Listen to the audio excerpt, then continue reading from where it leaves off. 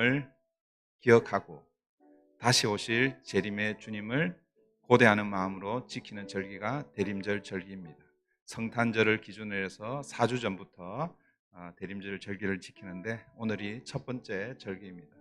그래서 저희들 계속해서 우리 대림절 촛불을 우리 점화하면서 예배를 시작했는데 첫 번째 촛불의 의미 혹시 기억하시나요? 소망의 촛불입니다. 온 세상 가운데 어둠 가운데 있는 우리의 인간에게 소망 없이 살아가는 절망 가운데 사는 우리에게 소망을 던져주시기 위해서 이 땅에 주님께서 오셨습니다. 그래서 첫 번째 촛불은 소망의 촛불입니다. 소망의 촛불을 점화함으로 예배를 시작하도록 하겠습니다.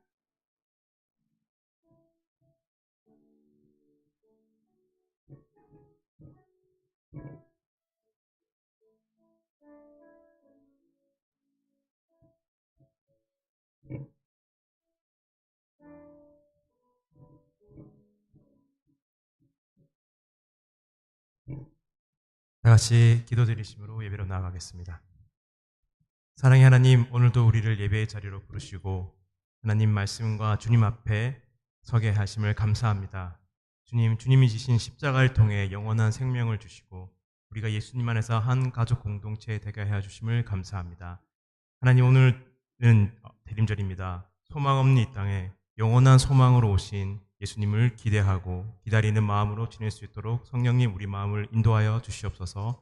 오늘 아침에 우리 찬양을 통해 우리 마음 문이 열리고 하나님 음성에 귀를 기울이게 하시며 진심으로 주님께 나아가는 예배 되게 하여 주시옵소서.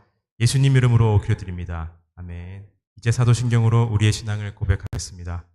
전능하사 천지를 만드신 하나님 아버지를 내가 믿사오며 그 외아들 우리 주 예수 그리스도를 믿사오니 이는 성령으로 잉태하사 동정녀 마리에게 나시고 본디오 빌라도에게 고난을 받으사 십자가에 못 박혀 죽으시고 장사한 지 사흘 만에 죽은 자 가운데서 다시 살아나시며 하늘에 오르사 전능하신 하나님 우편에 앉아 계시다가 저리로서 산자와 죽은 자를 심판하러 오시리라. 성령을 믿사오며 거룩한 공예와 성도가 서로 교통하는 것과 죄를 사하여 주시는 것과 몸이 다시 사는 것과 영원히 사는 것을 믿사옵나이다. 아멘.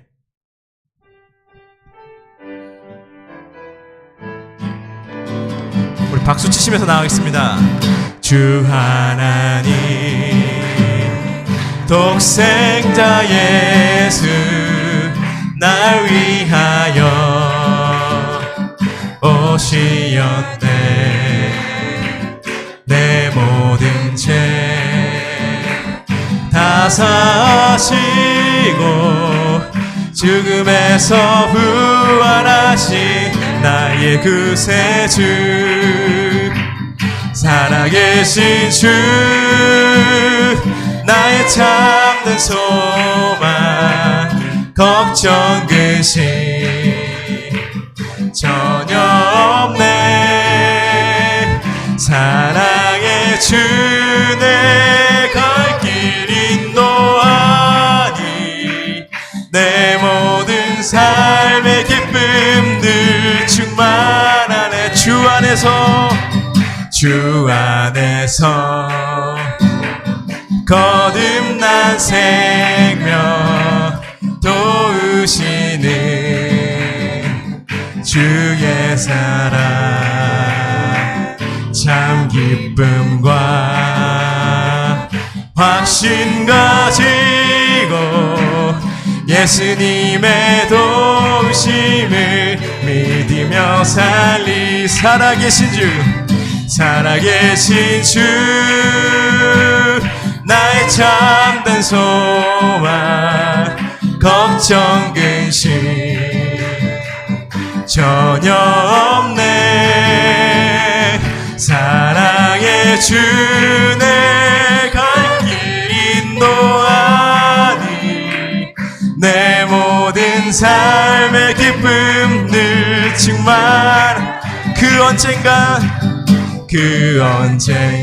주 뵐 때까지 주를 위해 싸우리라. 승리의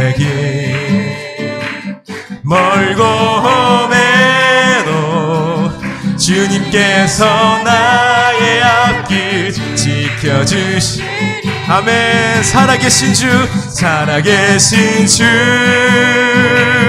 나의 참된 소망, 걱정 근심 전혀 없네.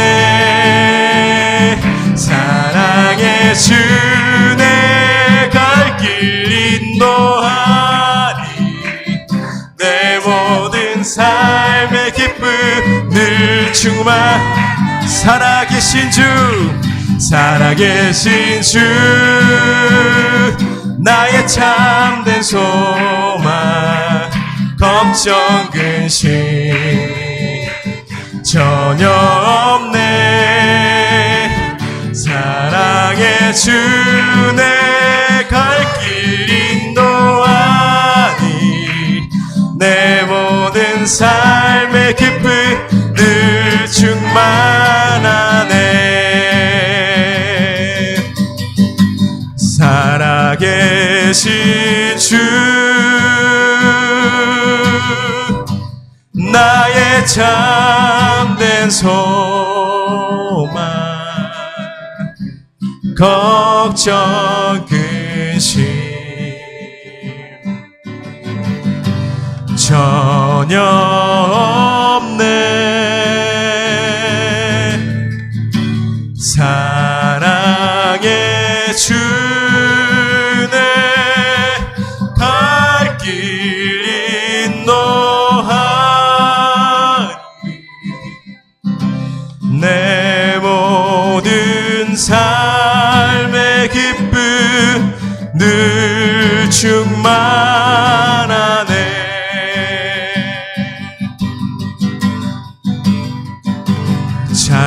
찬양하라 내 영혼아, 찬양하라 내 영혼아. 내 속에 있는 것들아 다 찬양. 감사하라, 감사하라 내 영혼아. 감사하라, 감사하라 내 영혼아. 내 속에 있는 것들아 다 감사. 기뻐하라, 기뻐하라 내 영혼아. 기뻐하라 내 영혼아. 내 속에 있는 것들아 다 기뻐.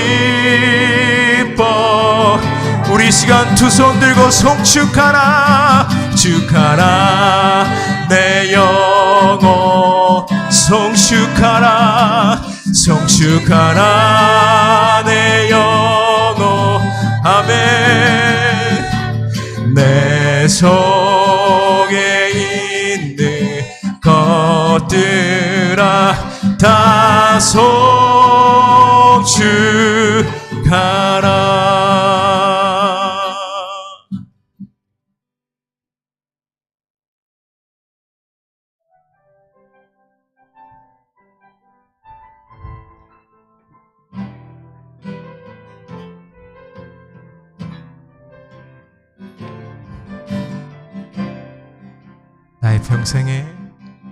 나의 평생에 가장 복된 일은 내가 예수님을 만난 것이라. 나의 평생에 가장 잘한 일은 내가 예수님을 주로 섬긴 것이라. 이 세상 살 동안 내가 걷는 길이 때론 험하여서 넘어 넘어질 때도 주의 강한 손이 나를 붙드시니 나는 예수님만 주로 섬기며 살리. 나는 주를 섬기는 것에 후회가 없습니다. 내가 걸어온 모든 시간 다 주의 은혜니 내가 걸어갈 모든 날도 주만 섬기며 살리. 오직 예수 이름 부르며 살아가리라. 나의 평생에 가장 복된 일은 내가 예수님을 만난 것이라. 나의 평생 가장 잘한 일은 내가 예수님을 섬긴 것이라. 이 세상 살 동안 내가 걷는 길이 때론 험하여서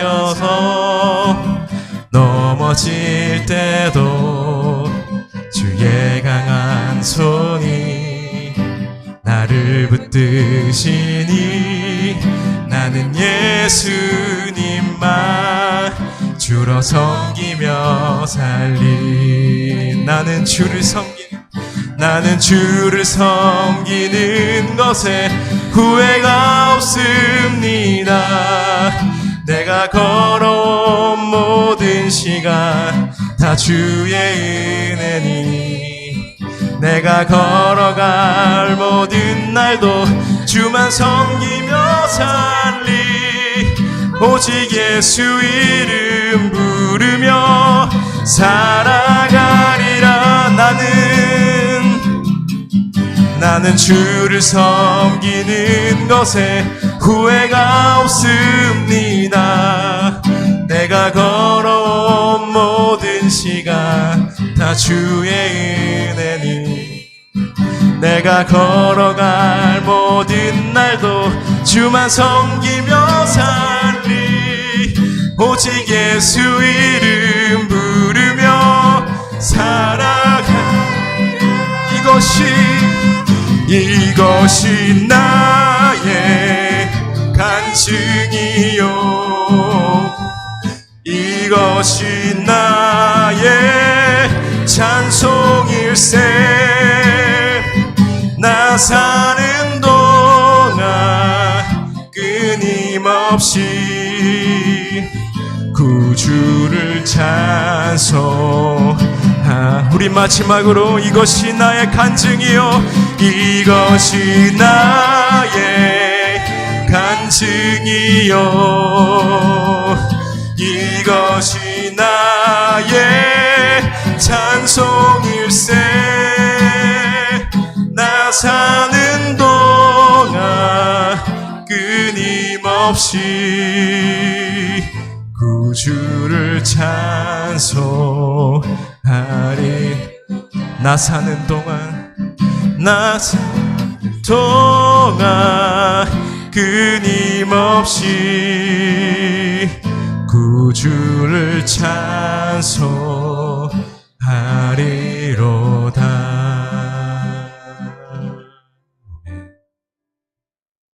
이 시간 예배를 위해서 유창호 장로님께서 기도해 주시겠습니다.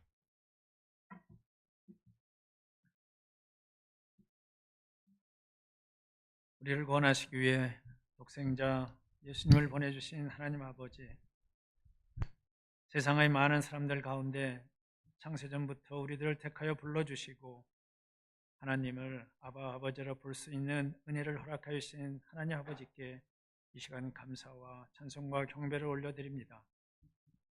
늘 부족하고 연약한 우리들이지만 그럼에도 불구하고 우리를 자녀 삼아주시고 믿음 주시고 또 건강을 주셔서 교회에 맡겨주시는 사명을 잘 감당하고 헌신할 수 있도록 인도하여 주시니 또한 감사를 올려드립니다. 오늘도 십자가 보혈만을 의지하며 감사함으로 주님 앞에 나왔습니다. 예배를 통하여 모든 사람의 구원에 이르기를 바라시는 하나님의 간절한 소원을 발견하게 하시고 오늘도 말씀을 통하여 우리들의 삶이 날마다 주님을 닮아가는 형통한 삶으로 이끌어 주시옵소서. 우리에게 언제나 긍휼을 베풀어 주시는 주님, 지난 한 주간을 돌아보면 여러 가지 힘들고 어려운 일들도 많았지만 주님께서는 늘 우리와 함께 해주시고 어려울 때마다 주님의 오른손으로 붙들어 주셨음을 이 시간 다시 한번 감사를 올려드립니다. 그러나 우리들은 그 은혜를 바로 깨닫지 못하고 여전히 세상 삶 속에서 나의 욕심과 유익에 따라 먹고 마시는 일에 더 분주했음을 고백합니다. 이 시간 다시 한번 우리들 연약한 믿음을 주님 앞에 내어놓고 회개하게 하시고 우리가 우리의 죄를 고백할 때에 우리 죄를 덮어주시고 용서하여 주시는 미쁘신 하나님의 긍휼을 체험하게 하여 주시옵소서. 말씀이 육신이 되어 이 땅에 오신 주님, 오늘은 11월의 마지막 주일입니다. 주님의 다시 오심을 사모하며 기다리는 대강절 첫 주일을 보내고 있습니다. 2000년 전 우리를 위해 낮고 천한 자리에 이 땅에 오신 주님을 기억하고 또 그 주님이 다시 오심을 기다리는 성탄의 계절을 맞이합니다. 종말의 삶을 살아가고 있는 이때에 종의 형체로 가장 낮은 자리에 오신 주님을 본받아 항상 낮고 겸손한 자리에 서게 하시며 내가 다시 속히 오리라 약속해 주신 말씀을 기억하고 거룩한 세마포 준비하며 주님의 재림을 기다리는 참된 경건의 계절이 되게 하여 주시옵소서. 사랑의 주님, 지난주 추수감사 예배를 통해 우리에게 가장 큰 감사의 조건은 우리에게 예수님을 알게 하시고 또 그분을 통해서 우리가 하나님의 영원한 안식에 들어갈 수 있었음이 가장 큰 감사의 조건임을 깨닫게 하심을 또한 감사를 드립니다. 이제 이 시간 한 달밖에 남지 않은 올 한 해 여기까지 인도하여 주신 주님의 은혜에 다시 한번 감사하며 무엇보다도 항상 기뻐하고 쉬지 않고 기도하며 범사에 감사함으로 다가오는 세계에는 더 많은 축복을 약속받는 우리 모든 불제 성도들이 다 되게 하여 주시옵소서. 이제 목사님을 통해서 하나님의 말씀을 받습니다. 이름 부어 세우신 우리 목사님 성령의 권능으로 붙들어 주셔서 말씀을 선포하실 때에 하나님의 음성으로 듣게 하시고 말씀을 통하여 우리들의 삶이 날마다 주님을 닮아가게 하여 주시옵소서. 온만과 정성으로 드려지는 임마누엘 성가대 찬양을 함양하시고 오늘도 찬양 가운데 임하시는 주님 만나고 돌아가는 복된 예배 시간이 되게 하여 주시옵소서. 이제 성탄의 계절에 주님 다시 오실 날을 고대하며 주 예수님의 이름으로 기도드리옵나이다.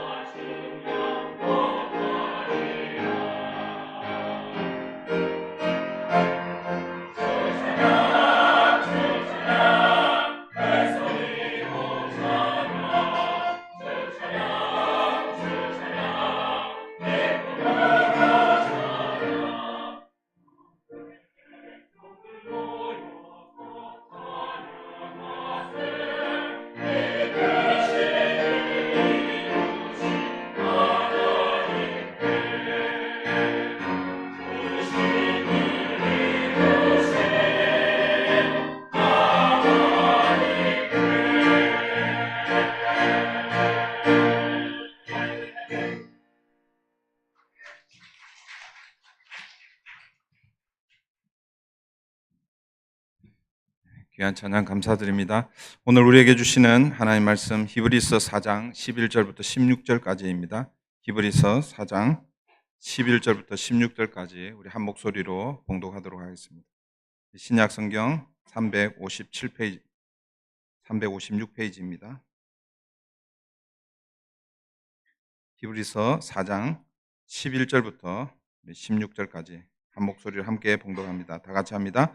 그러므로 우리가 저 안식에 들어가기를 힘쓸지니 이는 누구든지 저 순종하지 아니하는 본에 빠지지 않게 하려 함이라.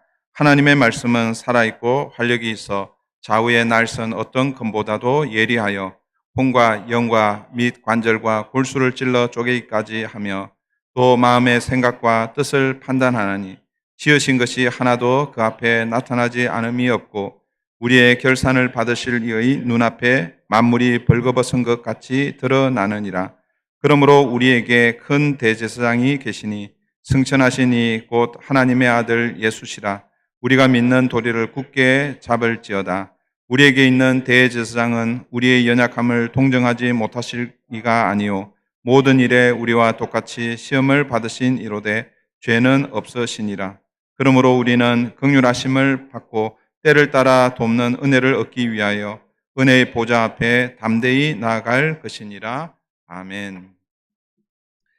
오늘은 지난번 히브리서 강에 이어서 안식에 들어가기를 힘써라는 제목으로 두 번째 하나님의 말씀을 함께 나누겠습니다.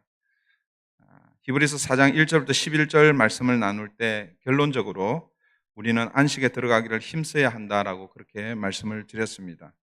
오늘은 같은 제목으로 안식에 들어가기를 힘써라라고 이렇게 말씀을 우리 함께 도전을 받았는데, 그러면 이 안식에 들어가기를 힘쓴다는 것이 어떤 의미인지를 오늘 본문을 통해서 함께 살펴보려고 합니다.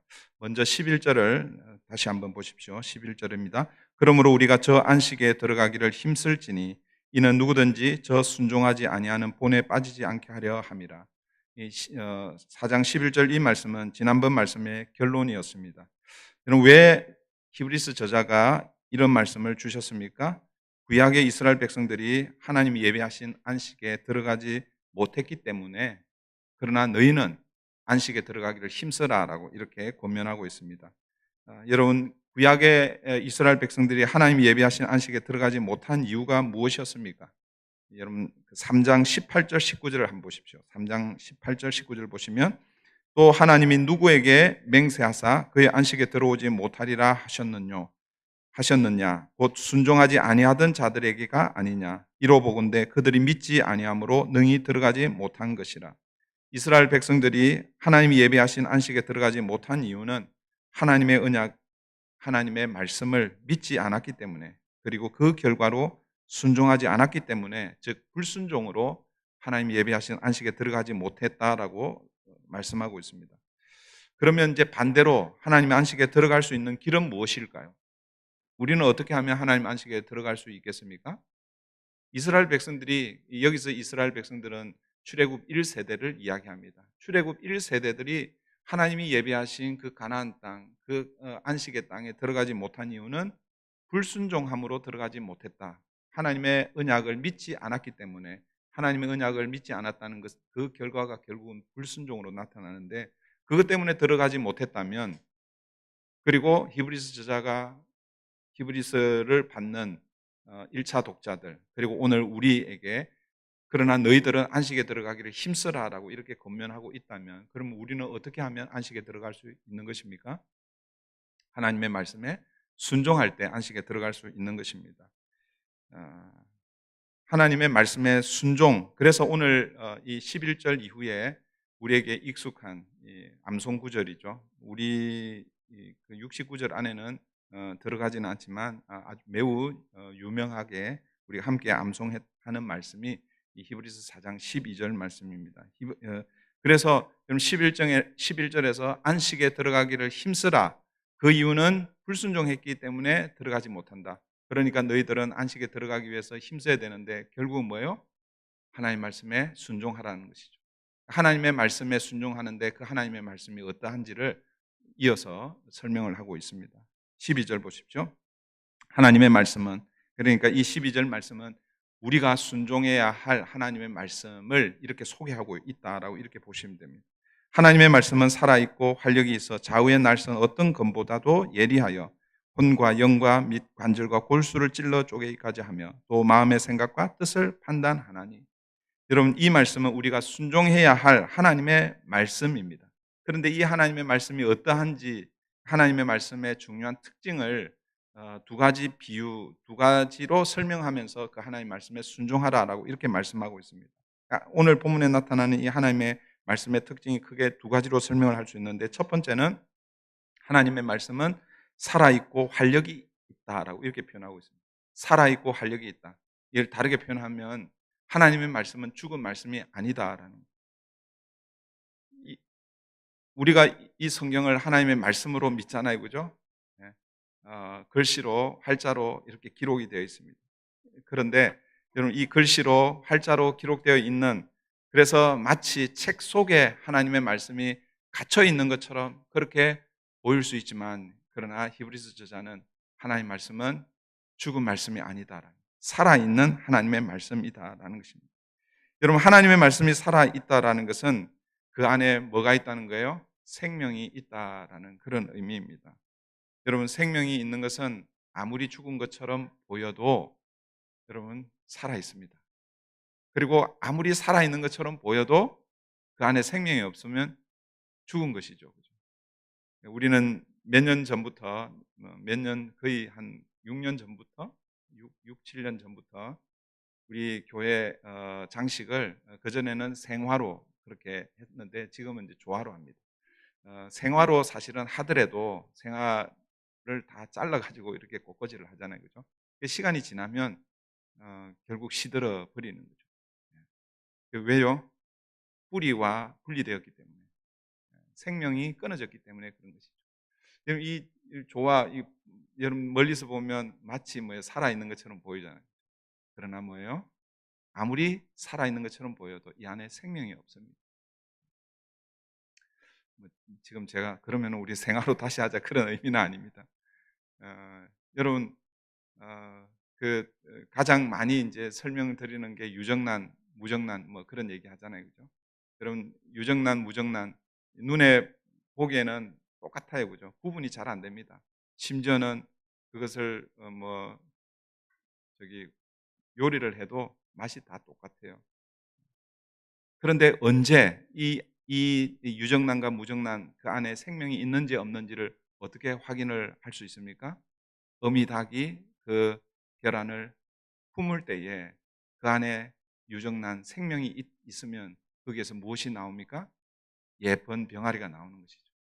그런데 똑같이 보이는데, 그런데 무정란이면 아무리 품어도 사실은 나오지는 않죠. 오히려 뭐예요?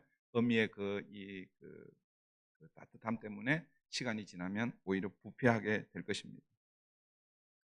여러분, 이 차이가 똑같이 보이지만 그 차이가 결국은 그 안에 생명이 있느냐 없느냐의 차이죠. 여러분, 요한 1서에 보면 이런 유명한 말씀이 있죠. 아들이 있는 자에게는 생명이 있고 아들이 없는 자에게는 생명이 없다. 누구를 향해서 그렇게 말씀하시는 것입니까? 사람들을 향해서 말씀하시는 거예요. 사람들을 향해서 말씀하시는데, 아들을 가지고 있는 자는 생명이 있고 아들이 없는 자에게는 생명이 없다라는 것입니다. 근데 여기서 이 아들은 누구를 가리키는 것입니까? 예수 그리스도를 가리키는 것입니다. 예수를 구주로 영접한 자에게는 똑같이 세상 사람들과 똑같이 보이지만, 그러나 그 안에 뭐가 있다는 거예요? 예수 그리스도의 생명이 있기 때문에 나중에 마지막 때에 영원한 생명으로 부활을 할 것이다. 그러나 똑같이 살아가지만 그 안에 예수 그리스도를 가지지 않으면, 아들이 없으면 생명이 없는 거예요. 똑같이 사는 것처럼 보이지만 마지막 때에 영원한 형벌로 나아가게 될 것입니다. 오늘 하나님의 말씀을 살았고 운동력이 있다라고 이렇게 말씀하고 있습니다. 살아있고 활력이 있다라고 말씀하고 있습니다. 하나님의 말씀에 생명이 있다라는 그런 뜻입니다. 그런데 여러분, 곰곰이 생각해 보니까 주님께서 이 땅에 말씀이셨던 그분이 이 땅에 육신이 되어 오신 것입니다. 결국 하나님의 말씀의 결정체는 누구를 가리키는 것입니까? 예수 그리스도를 가리키는 거죠. 그래서 여러분, 하나님의 말씀은 살아있고 활력이 있다. 이 말은 예수 그리스도를 영접하고 품고 살아가는 자에게는 세상 사람들이 볼 때는 연약해 보이고 죽은 것처럼 보이지만 그러나 그 안에 생명이 있음을 여러분 기억하며 살아야 하는 것입니다. 이것이 하나님의 말씀, 예수 그리스도 복음으로 오신 그 주님을 안고 살아가는 사람들에게 주신 특권이고 능력이다라는 것을 여러분 기억하십시오. 두 번째 하나님의 말씀의 특징은 무엇입니까? 좌우의 날선 어떤 검보다 예리하다라고 말씀하고 있습니다. 첫 번째 하나님의 말씀을 생명에 비유하고 있다면 두 번째는 하나님 말씀을 칼에 비유하고 있습니다. 여러분, 칼의 특징, 칼의 이 생명은 무엇입니까? 칼은 예리함이잖아요. 그죠? 칼인데 예리하지 않으면 쓸 수가 없는 것입니다. 그런데 하나님의 말씀을 좌우의 날선 검보다도 더 예리하다라고 그렇게 말씀하고 있습니다. 그 칼이 하는 역할이 무엇입니까? 물론 뭐 칼이 다양한 역할을 하죠. 요리를 할 때도 하고 하지만 그러나 칼은 뭐예요? 자르는 역할을 하잖아요. 자른다는 것은 뭐예요? 필요 없는 부분, 썩어져 가 있는 부분들을 잘라내는 것입니다. 여러분 많은 얘기를 많이 들어보셨습니다. 칼 중에서 가장 예리한 칼. 요즘은 뭐 요리 경영 대회 뭐 이런 거 많이 보기 때문에 요리사들이 진짜 칼을 정말 잘 드는 칼을 가지고 나오기도 하지만 그러나 전통적으로 가장 예리한 칼을 우리는 무슨 칼이라고 그럽니까? 네, 의사가 수술실에서 쓰는 그 네, 뭐라고 그래? 무슨 칼? 아, 사장님.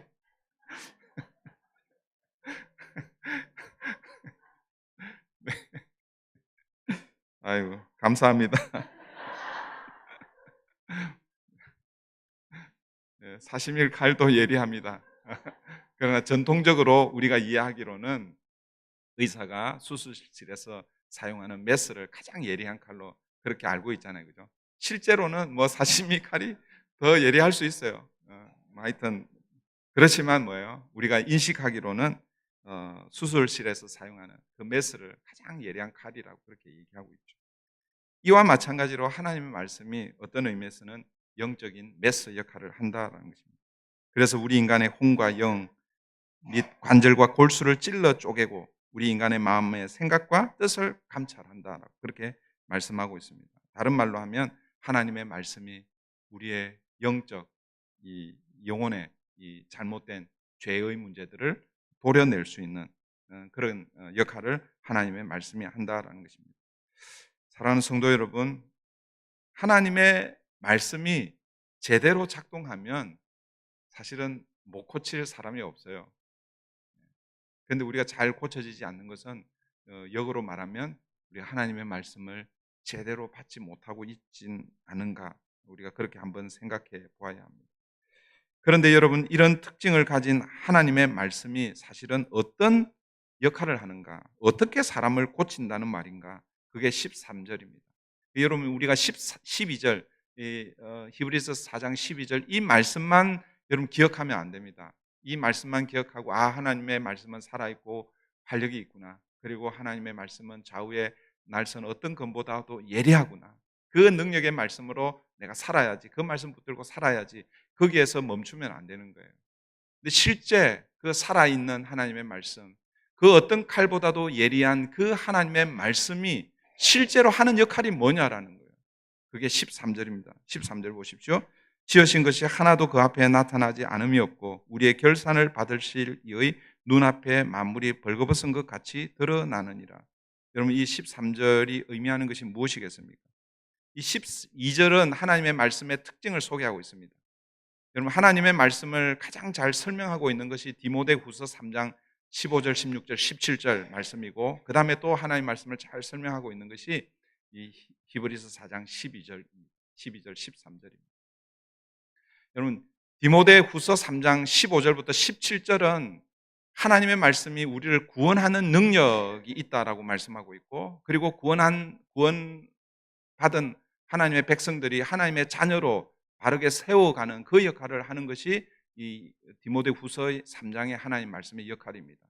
그런데 히브리서 4장 12절, 13절 이 말씀은 좀 더 구체적으로 이 말씀이 오늘 우리에게 어떻게 적용되느냐라고 그렇게 설명하고 있다는 것입니다. 여러분 오늘 이 13절 말씀을 다시 보시면요. 13절 다시 한번 보십시오.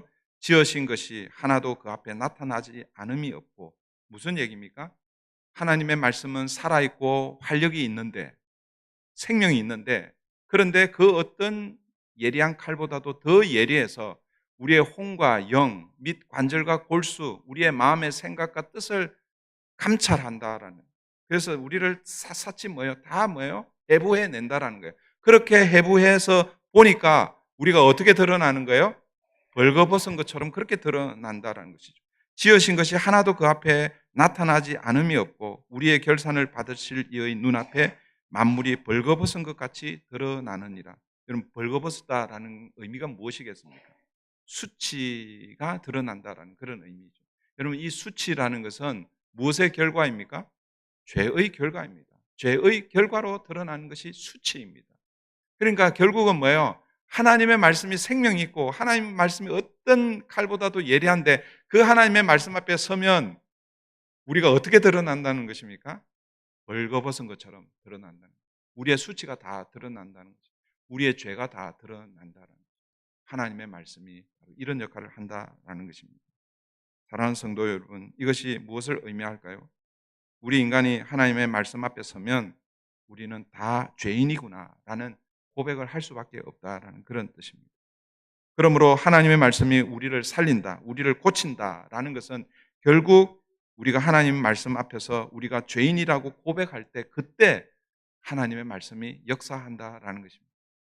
제가 가끔씩 얘기하잖아요. 여러분 하나님 말씀을 읽다가 여러분 감동되는 그런 말씀을 딱 읽으면 마음의 평안을 찾기도 하고, 그래 내가 이 말씀대로 살아야지, 뭐 이런 경우도 있을 거고, 그리고 또 어떤 경우에는 내가 이 말씀대로 지금 내가 잘 살고 있구나, 내가 점점 주님을 닮아가고 있구나.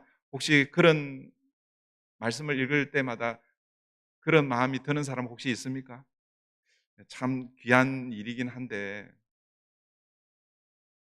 근데 그러면은 말씀을 여러분 우리가 잘못 대하는 것입니다. 말씀 앞에 설 때마다 우리의 연약함이 드러나야 합니다. 말씀 앞에 설 때마다 우리는 감히 하나님 앞에 설 수 없는 존재이구나라는 것을 깨닫는 것이 말씀이 가지고 있는 1차적인 역할이다라는 것입니다. 그것이 오늘 히브리서 4장 12절 13절이 우리에게 말씀하고 있다는 것입니다. 그래서 제가 늘 얘기하잖아요. 그 나병 환자를 들어서 얘기하잖아요. 여러분, 나병이 온몸에 퍼져 머리 정수리부터 발끝까지 몸에 이렇게 나병이 퍼지면 옷을 입으면 숨길 수가 있잖아요. 그런데 이 나병이 점점점 퍼져가지고 얼굴에, 정수리에, 발끝까지 그렇게 퍼지게 되면 숨길 수가 없는 거예요. 그래서 나병 환자는 나는 부정하다라고 이렇게 고백하는 거예요. 그런데 그렇게 고백할 때에 제사장은 이상하게도 오히려 뭐예요? 뭘 선언한다고요? 정하다라고, 그렇게 선언한다라고 말씀을 여러 번 드렸습니다. 여러분, 그런 의미에서 말씀에 순종한다는 것, 다시요, 제목으로 돌아가서 안식에 들어가기를 힘쓰라라고 할 때에 안식에 들어가기를 힘쓴다는 것은 결국 하나님 말씀에 순종한다는 것인데, 그런데 하나님의 말씀에 순종한다라는 것이 도대체 무엇인가? 하나님 말씀에 순종한다는 것은 그 하나님 말씀을 붙들고 지키고 산다는 그런 의미잖아요. 그죠? 그런데 사실은 우리가 하나님의 말씀을 온전히 붙들고 지킬 수가 있냐라는 거예요. 그런 의미에서 볼 때 우리가 하나님 말씀에 순종한다는 것은 우리가 말씀을 지킨다라기보다는 말씀 앞에 설 때마다 내가 누구인지를 깨닫고 내가 죄인이라고 고백하고 그 말씀 앞에서 나로서는 도저히 불가능하군요. 나로서는 안 되는군요. 그래서 나를 위해 누군가가 계셔야 하는군요. 그걸 깨닫는 것이죠. 그분이 누구입니까? 그분이 바로 예수 그리스도라는 것입니다. 오늘 우리 히브리서 전체에서 그 예수님을 대제사장 예수님이라고 그렇게 소개하고 있습니다. 그래서 여러분, 이어지는 본문은 누가 소개되고 있습니까? 대제사장 대신 예수 그리스도가 소개되고 있습니다. 14절 보십시오. 그러므로 우리에게 큰 대제사장이 계시니, 이 말씀은 어떤 의미겠습니까? 여러분, 12절, 우리가 순종해야 할 하나님 말씀은 살아있고 활력이 있고 그리고 좌우의 날선 어떤 것보다도 예리하여서 우리의 혼과 영, 및 관절과 골수를 찔러 쪼개고 심지어는 우리의 생각까지도 밝히 드러내는 것이 하나님의 말씀인데, 그렇게 하나님의 말씀이 우리에게 다가오면 벌거벗은 것 같이 다 죄인으로 드러난다라는 거예요. 그 말은 결국 뭐예요? 우리로서는 불가능하다라는 것이죠. 우리로서는 하나님 앞에 설 수 없다라는 거예요. 그래서 누가 필요하다라는 것입니까? 그래서 뭐예요? 대제사장 대신 예수 그리스도가 필요한 것이다. 그래서 이어지는 말씀이 그러므로 우리에게 큰 대제사장이 계시니 이것이 여러분 우리에게 은혜인 줄 믿습니다. 그분을 이렇게 설명하고 있습니다. 승천하신 이 곧 하나님 아들 예수시라. 우리가 믿는 도리를 굳게 잡을지어다. 그러니까 결국 우리가 하나님의 말씀에 순종한다는 것은 하나님 말씀 구절 한 구절 한 구절 그거 지키며 순종하며 그렇게 싸우는 것, 물론 그것이 필요합니다. 필요하지만 결국 하나님의 말씀에 순종한다는 것은 말씀의 총체이신, 말씀이신 주님께서 이 땅에 육신을 입고 오신 그 주님이 대제사장이 되셔서 십자가에 죽으셨습니다 라는 것을 믿고 사는 것, 이것이 어떤 의미에서는 말씀을 믿고 사는 것입니다. 이것이 안식에 들어가기를 힘쓰는 것이다 라는 것입니다. 사랑하는 성도 여러분, 제사장이라는 직분은 하나님과 사람 사이를 중재하는 그런 직분이죠. 죄로 말미암아 하나님과 원수되었던 인간이 그 제사장을 통해서 죄 용서함을 받아 심판받지 아니하고 하나님과의 관계를 회복하는, 하나님에게로 나아갈 수 있도록 그 역할을 해주는 중재자의 역할을 하는 사람이 바로 제사장이고 제사장 직분입니다. 여러분, 하나님께서 이스라엘 백성 가운데 제사장을 세워주셨다라는 그것 자체가 하나님께서 이스라엘 백성들을 어떻게 대하시겠다는 거예요? 그들의 죄를 죄대로 다스리지 않겠다라는 거예요. 제사장을 통해서 뭐요? 그들을 용서하고 은혜와 긍휼로 대하시겠다는 하나님의 의지의 표현입니다. 만약 그렇지 않으면 하나님께서 제사장을 세우실 필요가 없는 것이죠. 그러므로 구약 이스라엘 백성들에게 제사장이 있었다라는 그 자체가 뭐예요? 그들에겐 기쁜 소식이고, 그래서 그것이 구약의 복음이다라고 그렇게 말씀을 드렸습니다. 그러나 구약의 제사장은 참이 아니죠. 그림자입니다. 하나님께서 인류를 어떻게 구원하실지 이스라엘 백성들을 롤 모델로 삼아서 제사장이라는 제도를 통해서 내가 어떻게 인간을 구원하실지를 그림자로 보여주신 것이다라는 거예요. 참은 무엇입니까? 진짜 제사장은 누구입니까? 바로 예수 그리스도라는 것이죠. 그래서 오늘 본문 보시면 구약 이스라엘 백성들은 그냥 대제사장을 소유하고 있지만 신약의 백성들은 어떤 제사장을 소유하고 있습니까? 큰 대제사장을 소개하고 있습니다. 여러분, 히브리서 저자가 일부러 예수님을 대제사장이라고 얘기하면서 그 앞에 큰이라고 이렇게 일부러 붙인 게 아니에요. 비교하기 위해서라는 거예요. 왜냐하면 대제사장은 구약 이스라엘 백성들도 가지고 있었잖아요. 소유하고 있었잖아요. 그죠? 그런데 신약의 백성들, 오늘 저와 여러분이 가지고 있는 대제사장은 구약의 그림자 대제사장과는 차원이 다른 제사장이라는 것을 설명하기 위해서 달리 방법이 없어서 그 앞에다 뭘 붙이는 거예요? 큰이라고 이렇게 붙이고 있는 거예요. 우리가 소유하고 있는 대제사장은 어떤 대제사장이라는 거예요? 큰 대제사장이라는 거예요. 여기서 크다라는 말은 위대하다, 탁월하다라는 그런 의미입니다. 히브리서 저자는 구약의 이스라엘 백성들에게 허락된 제사장과 비교할 때 신약의 은혜의 시대를 사는 우리가 가지고 있는 그 대제사장 오신 예수 그리스도를 큰 대제사장으로 소개함으로 다른 어떤 제사장과 비교할 수 없는 분으로 예수님을 그렇게 소개하고 있다는 것입니다. 그러면 이 큰 대제사장 대신 예수님께서 하시는 일이 무엇인가? 15절입니다. 15절 보십시오. 우리에게 있는 대제사장은 우리의 연약함을 동정하지 못하실 이가 아니요 모든 일에 우리와 똑같이 시험을 받으신 이로되 죄는 없으시니라. 우리에게 있는 대제사장은 우리의 연약함을 다 아시는 분이십니다. 그런데 그분이 우리 인간의 연약함이라는 것은 여러분, 나는 힘이 약하다, 나는 여자니까, 나는 어리니까, 아니면 나는 나이가 너무 많아서 힘이 약하다, 그런 의미의 연약함이 아닙니다. 여기서 우리의 연약함이라는 것은 결국 뭐예요? 불순종으로 말미암아 죄인이 된 우리 인간의 힘으로 우리의 죄 문제를 해결할 수 없는 우리 인간의 실존을 가리켜서 우리의 연약함이라고 이렇게 표현하고 있습니다. 그런데 그분이 우리의 연약함, 우리의 죄 문제를 해결해 주신다라는 거예요. 예수님께서 우리의 연약함, 우리의 죄 문제를 해결해 주시는 이유가 무엇입니까? 그분이 우리와 같이 시험을 받으셨지만 그분은 죄는 없으시고 죄가 없으시기 때문에 우리의 죄 문제, 우리의 연약함의 문제를 해결해 주실 수 있다라는 거예요. 그래서 죄가 없으시기에 우리의 완벽하고 영원한 대제사장이 계신다라는 그런 뜻입니다. 그러면 이제 우리가 우리 앞에 큰 대제사장이 계신데 그럼 우리는 어떻게 해야 되겠어요? 그 결론이 16절입니다. 16절 우리 다 같이 읽어보겠습니다. 시작. 그러므로 우리는 긍휼하심을 받고 때를 따라 돕는 은혜를 얻기 위하여 은혜의 보좌 앞에 담대히 나아갈 것이니라. 때를 따라 돕는 은혜를 얻기 위해서 어디로 나아가야 된다고요? 은혜의 보좌 앞으로. 어떻게 해요? 담대히 나아가라라고 말씀하고 있습니다. 여러분 여기서 은혜의 보좌라고 이렇게 말씀하고 있는데 사실 은혜와 보좌는 함께 이렇게 갈 수 있는 그런 어울리는 단어가 아닙니다. 보좌와 은혜, 은혜와 보좌는 사실은 굉장히 상반되는 그런 용어입니다. 이 보좌라는 것은 하나님의 위엄, 임금이 앉을 때 왕이 앉으면 왕의 위엄이잖아요. 그 보좌 앞에 신하들이 함부로 나갈 수 있어요, 없어요? 함부로 나가다는 까딱 잘못하면 뭐예요? 죽을 수 있습니다. 그죠? 예, 이 하나님의 보좌도 동일합니다. 하나님의 위엄과 의미를 상징하고 죄인들을 공의롭게 심판하는 그런 상징적인 의미가 이 보좌입니다.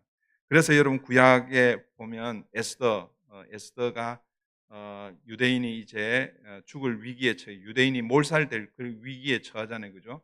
그래서 자기 삼촌이 우리 유대인이 몰살될 위기에 처해 있는데 너는 왕후의 자리에 앉아서 그렇게 있으면 되느냐?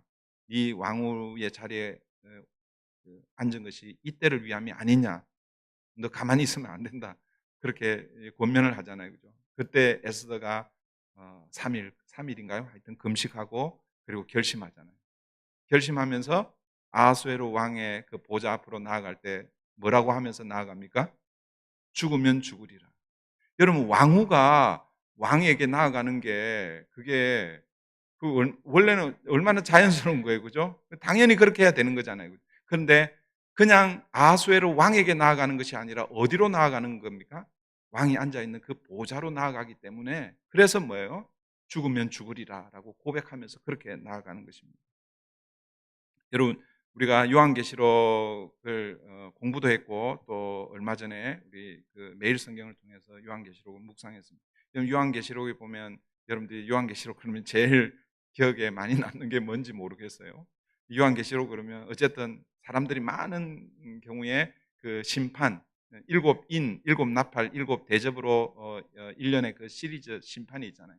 그게 어떻게 보면 요한계시록의 거의 한 4분의 3을 차지할 정도로 분량도 많기도 하고 어떻게 보면 가장 많은 읽어보면 많이 이렇게 우리에게 와닿습니다. 그런데 그 일곱 인 나팔 대접 심판이 어디로부터 흘러옵니까? 보좌로부터 이 일곱 인 시리즈가 나오고 나팔 대접 시리즈가 나온다는 거예요. 우리가 오늘도 예배하면서 고백하는 사도신경에도 이런 구절이 있죠. 예수님께서 부활하시고 성천하시잖아요, 그죠? 그 내용을 이렇게 정리하고 있습니다. 하늘에 오르사 전능하신 하나님 우편에 앉아 계시다가, 하나님 우편에 앉아 계신다는 것은 하나님 보좌 우편에 앉아 계신다 이런 얘기거든요. 하나님 우편에 앉아 계시다가 저리로서라는 말이 뭐냐면 거기로부터, from there 이런 뜻입니다. 거기로부터 뭐예요? 보좌로부터라는 그런 뜻입니다. 보좌로부터 산자와 죽은 자를 심판하러 오시리라 그렇게 말씀하고 있는 거예요. 그러므로 보좌가 가지고 있는 여러 상징적인 의미가 있겠죠. 보좌는 권위를 상징하고 힘을 상징하고 여러 가지 의미가 있지만 또 다른 의미는 보좌는 뭐예요? 심판을 의미하는 거예요. 보좌 앞에 뭐예요? 하나님의 공의로운 심판을 그렇게 의미한다라는 것입니다. 그런데 여러분 은혜는 어떻습니까? 은혜는 뭡니까? 은혜, grace. 은혜는 뭐예요? 은혜는 값없이 거저 받는 것을 은혜라고 그럽니다. 받을 자격이 있는데 받는 것은 은혜가 아니에요. 그거는 셀러리라고. 그레이스가 아니죠. 받을 자격이 없는데 거저 주시는 거예요. 그게 은혜입니다. 그런데 여러분, 왜 보좌가 은혜의 보좌가 되는 것입니까? 보좌는 하나님의 엄중한 공의가 흘러나와야 되는데, 그런데 뭐예요? 그 보좌를 은혜의 보좌라고 이렇게 표현하고 있습니다. 이제는 뭐예요? 그 보좌를 통해서 무엇이 흘러나온다는 거예요? 은혜가 흘러나온다는 그런 뜻입니다. 그 공의로운 심판이 흘러나와야 되는 그 보좌가 어떻게 은혜의 보좌가 된다는 것입니까? 무엇 때문에 가능하다는 것입니까? 그것이 바로 예수 그리스도 때문이라는 것이죠. 예수 그리스도의 그 십자가에서 죽으심, 대제사장으로서 희생 제물이 되셔서 죽으셨기에 이제는 그 보좌가 은혜의 보좌가 되는 것입니다. 그러므로 더 이상 이제 우리는 하나님의 은혜의 보좌, 하나님의 보좌 앞으로 나아갈 때 에스더가 고백한 것처럼 죽으면 죽으리라 벌벌 떨면서 하나님 앞에 나아갈 필요가 없는 거예요. 이제는 뭐예요? 하나님의 그 보좌 앞에 가면 당연히 하나님께서 은혜로 우리를 채워주실 것이다. 그런 마음으로 나아가야 하는 것입니다. 그래서 히브리서 저자는 담대하게 그 보좌, 하나님의 보좌, 그 보좌는 이제는 더 이상 공의의 심판의 보좌가 아니라 은혜의 보좌다. 그 은혜의 보좌 앞에 담대하게 나아가라 그렇게 말씀하고 있습니다.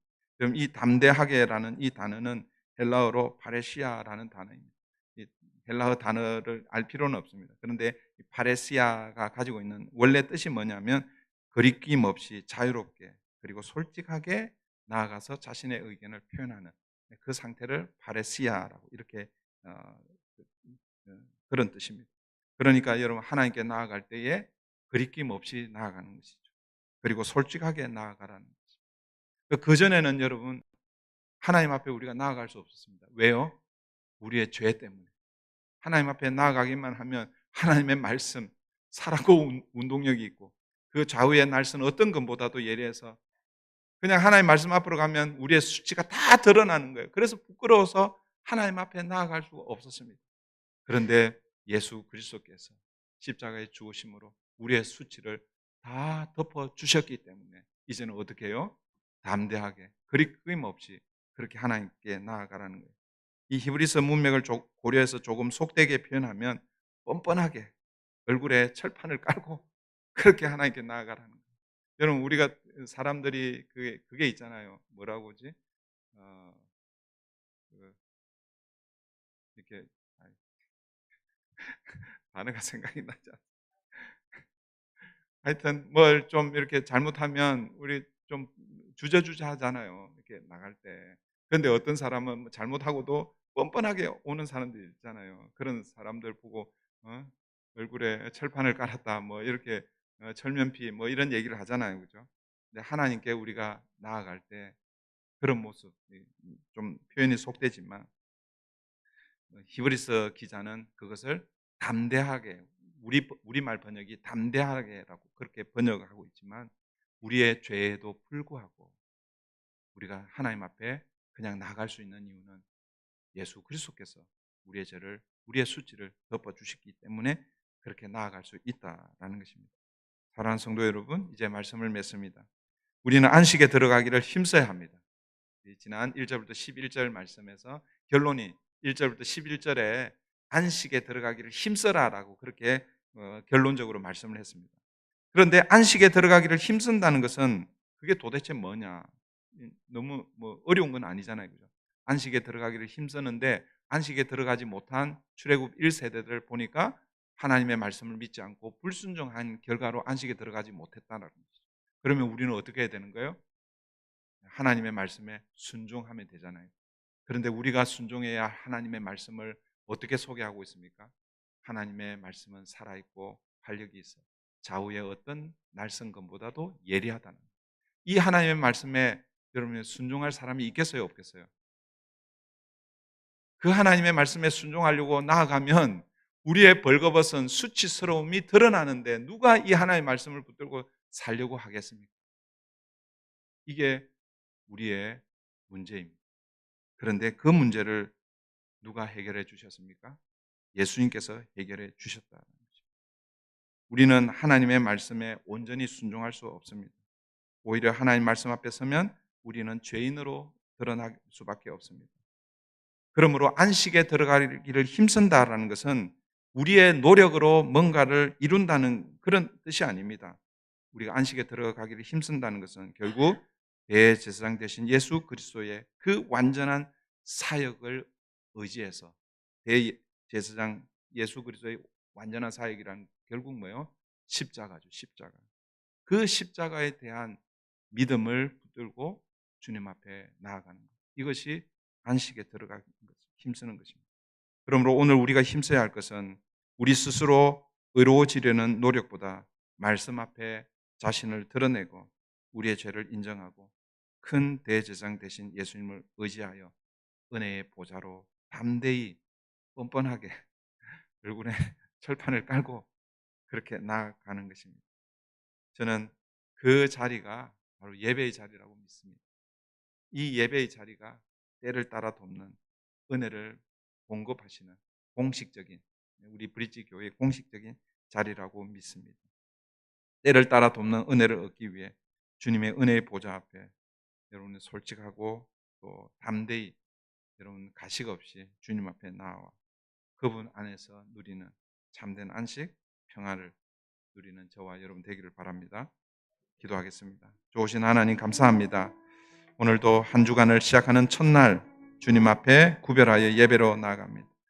이 예배의 자리가 그냥 그저 우리에게 주어졌지만 그러나 공짜가 아닙니다.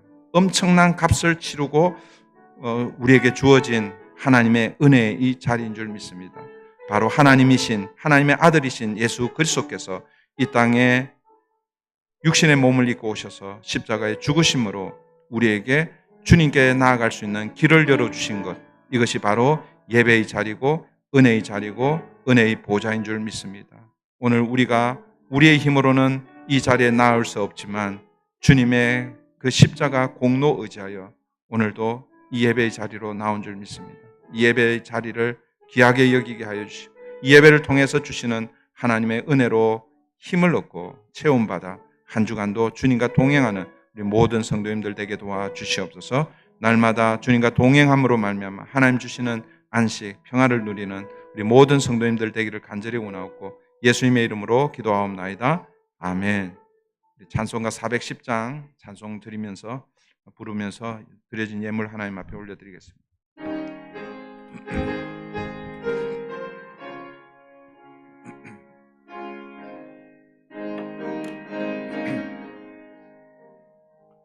내 맘에 한 노래 있어 나 즐겁게 늘 부르네. 이 노래를 부를 때에 큰 평화 임하도다. 평화 평화 하나님 주신 선물, 그 놀라운 주의 평화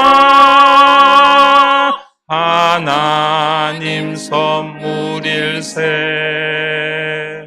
주 십자가 지심으로 날 구원해 주셨으며 주 예수님 고난받아 나 평화 누리도다. 평화 평화 하나님 주신 선물, 그 놀라운 주의 평화 하나님 선물일세. 나 주님께 영광 돌려 참 평화가 넘치도다. 주 하나님 은혜로서 이 평화 누리도다. 평화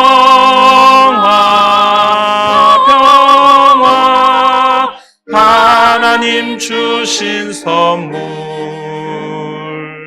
그 놀라운 주의 평화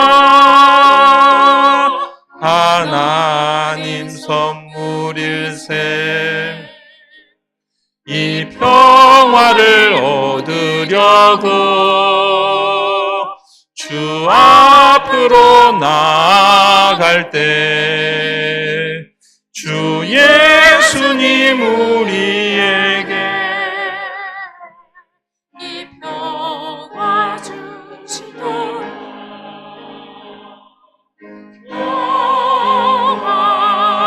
평화 하나님 주신 선물 그 놀라운 주의 평화 하나님 선물일세 우리에게 참 평화, 참 안식을 주시기 위해서 예수 그리스도를 이 땅에 구주로 또 은혜의 선물로 보내주셔서 그 주님으로 인해서 우리가 다시 하나님 앞에 수치와 부끄러움 없이 주님의 그 가려주심으로 담대하게 주님 앞으로 나아갈 수 있게 되었음을 다시 한번 감사합니다. 그 은혜를 힘입고 오늘 이 땅을 사는 우리 모든 성도님들 되게 도와주시옵소서. 그래서 오늘도 예배의 자리에 나올 때 그저 나오지 않게 하시고 하나님 베풀어 주신 그 은혜를 기억하며 감사헌금으로 11조로 주중헌금으로 성도님들 사랑하는 마음으로 중식헌금과 어린 영혼들을 기억하며 헌화헌금으로 또 여러 가지 기도의 제목을 또 올려드리며 하나님 앞에 드리는 예물들이 있습니다. 드려지는 예물마다 우리 하나님 받으시고 하나님의 나라와 주님의 영광 또 교회가 해야 할 일에 꼭 바르게 이 예물들이 사용될 수 있도록 우리 하나님 함께하여 주시옵소서. 한 주간도 우리 성도님들의 삶과 또 터전과 일터를 하나님 지켜주시고 주님과 동행하는 우리 모든 성도님들 되기를 간절히 원하옵고 예수님의 이름으로 기도하옵나이다. 아멘. 지난주 암송구절 우리 다 같이 하겠습니다. 다 같이 합니다. 시작. 볼지어다 내가 문 밖에 서서 두드리노니 내가 누구든지 내 음성을 듣고 문을 열면 내가 그에게로 들어가 그와 더불어 먹고 그는 나와 더불어 먹으리라. 요한계시록 3장 20절 말씀. 다 같이 합니다. 시작. 볼지어다 내가 문 밖에 서서 두드리노니 누구든지 내 음성을 듣고 문을 열면 내가 그에게로 들어가 그와 더불어 먹고 그는 나와 더불어 먹으리라. 요한계시록 3장 20절 말씀. 이번 주 암송구절입니다. 다 같이 합니다. 시작. 내가 하나님의 아들의 이름을 믿는 너에게 이것을 쓰는 것은 너희로 하여금 너에게 영생이 있음을 알게 하려 함이라. 요한일서 5장 13절 말씀. 한 주간도 말씀을 읽고 또 묵상하고 암송하고 주님과 동행함으로 한 주간도 그렇게 주님과 동행하는 저와 여러분 되면 좋겠습니다. 이번 주부터 대림절 절기가 시작이 되었습니다. 우리 4주 대림절 절기를 지키고 넷째 주는 대림절 절기이면서도 또 성탄주일로 그렇게 지킵니다. 아마 우리 12월 20일인가요? 21일 그때가 성탄주일이고 그 주간에 이제 성탄절이 있습니다. 기억하시고 다시 한번 대림절 절기는 1차적으로는 2000년 전 우리를 구원하기 위해서 구주로 이 땅에 오신 주님을 기억하는 절기고 그리고 다시 오실 재림의 주님을 기념하는 기다리는 절기가 대림절 절기입니다. 주님을 소망하면서 또 이번 절기를 지키는 저와 여러분 되면 좋겠고요. 오늘은 우리 선교회 총회로 모입니다. 우리 선교회 총회는 뭐 금방 끝나잖아요, 그죠? 그러니까 말씀 묵상을 여러분 한 반 정도는 하시고 그 다음에 이제 또 선교회 총회하면서 보고도 받고 그리고 또 임원 선출도 하시고 그렇게 하시면 좋을 것 같아요.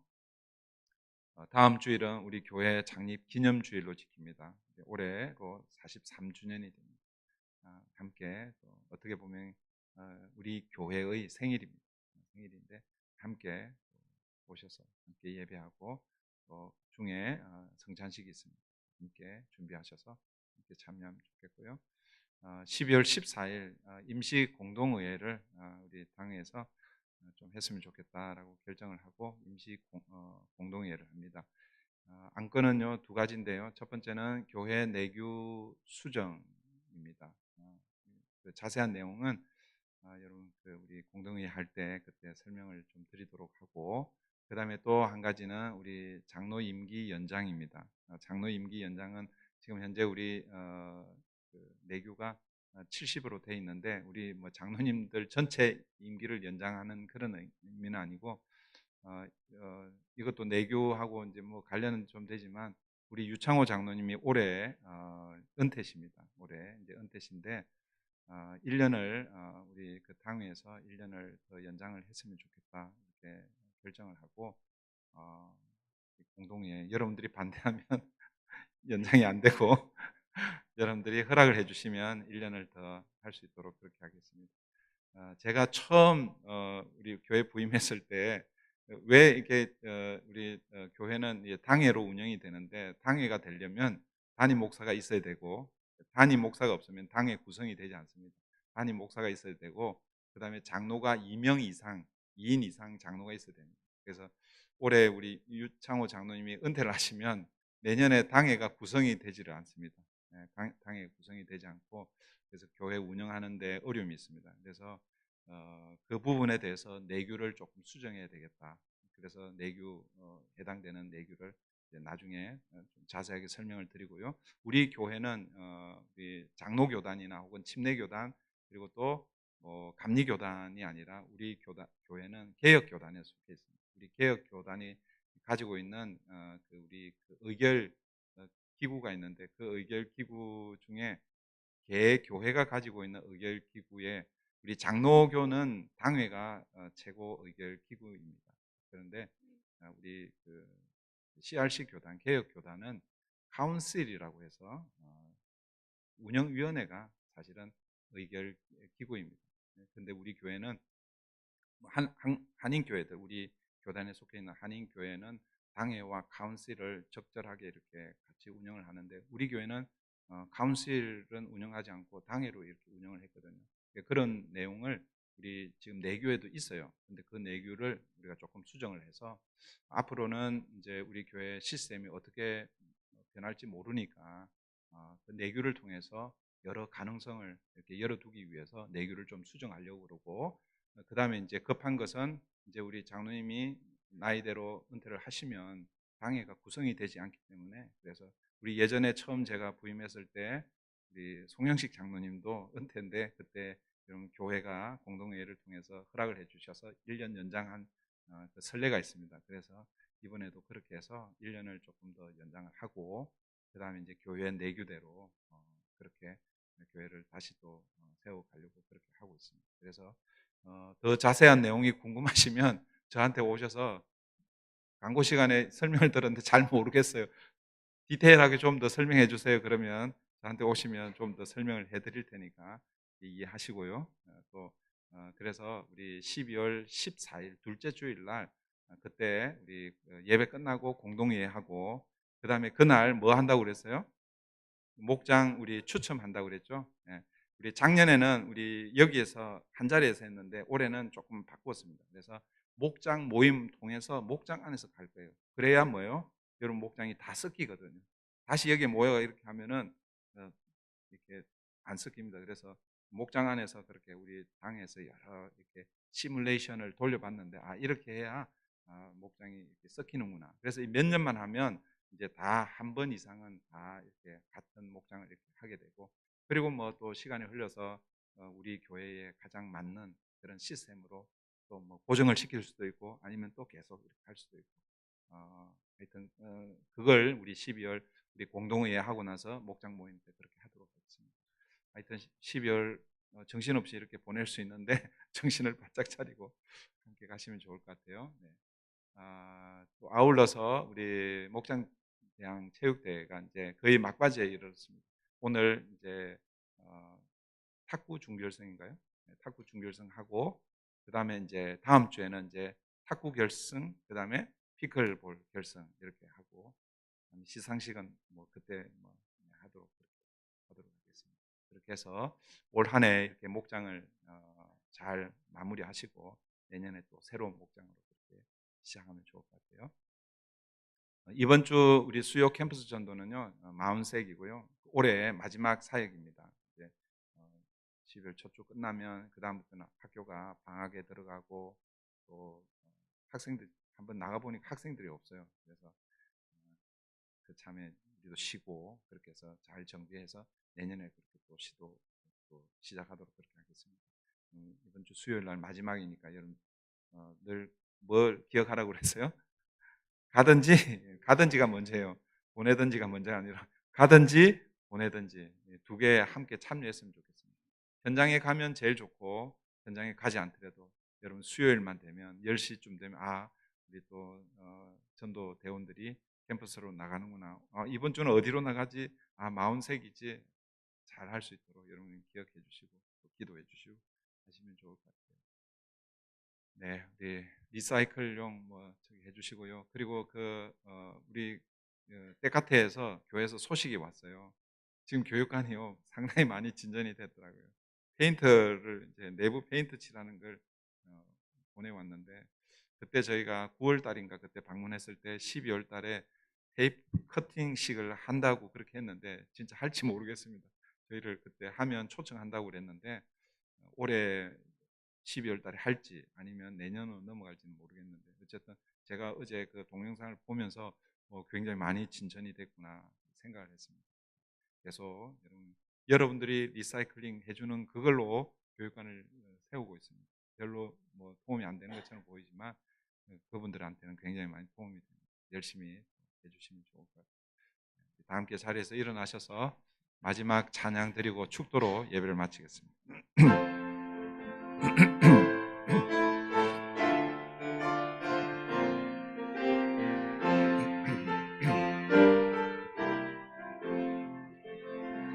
우리는 주의 백성이오니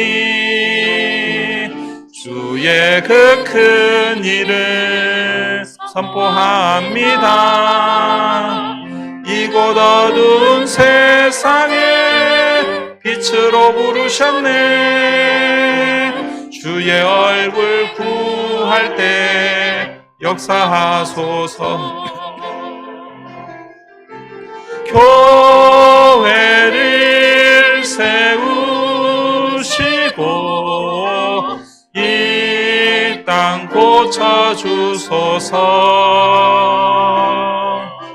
주님 나라 임하시고 주 뜻 이루어지다.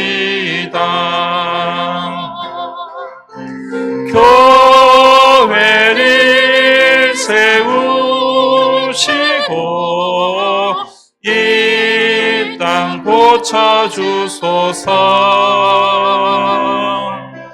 주님 나라 임하시고 주 뜻 이루어지다.